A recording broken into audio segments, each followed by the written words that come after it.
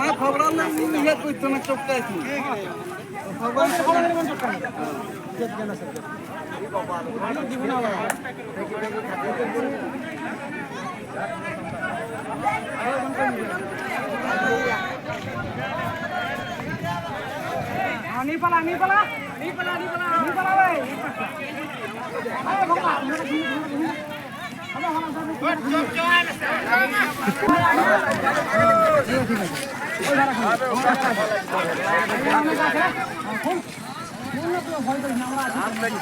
video করলে